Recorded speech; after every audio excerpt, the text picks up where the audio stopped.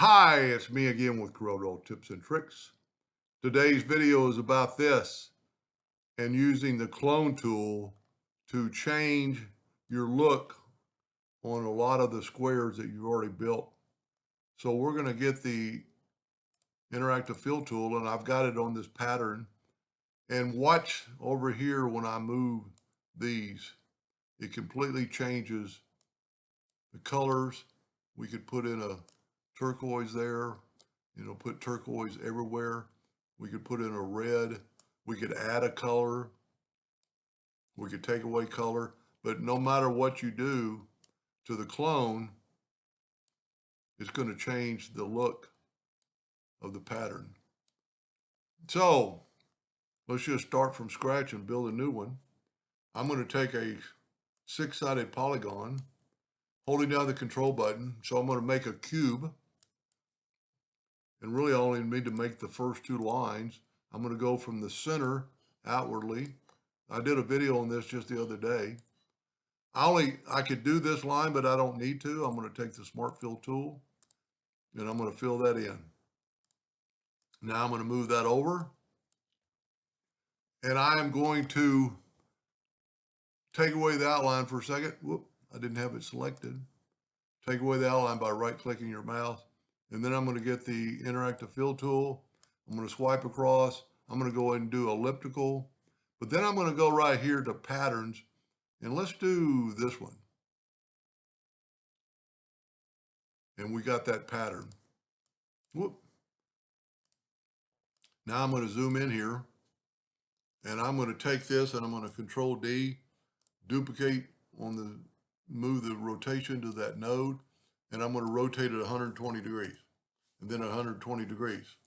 But what I need to do first, before I forgot, I need to make a clone of this. So I'm going to go to Edit and Clone. Now the clone is normally going to be on the bottom. So if you look, this is our control curve. That's the one we want, but we want to play with this one. So Control D and make a duplicate, move the center rotation to there and rotate it 120 degrees. Whoop, 120 degrees. And then Control D, and that sometimes when you do a mistake, it just does that. Control D, the rotation's still there. Rotate it to 240 and we have our cube. Now we're going to make this thing, we're going to group it together for a second, and I'm going to make it 2 inches. And my nudge factor is set on 2. So I can take this, hit the plus key on the keyboard, and then Control D a couple of times. See how it really looks different already? Control G to group it, Control D to duplicate it. Get that very top node and have it snap to that. Now, I could continue, but I'm going to Control G, Control D, and I'm going to come straight down. And it should snap to it. And then we can make as many as we want. Now, for this to work, we've got everything grouped together, so we have to go to Object Group and Ungroup All. Now, if we take our control curve clone, let's move it down here so we can see it better. And we're going to select it. We're going to get the interactive fill tool.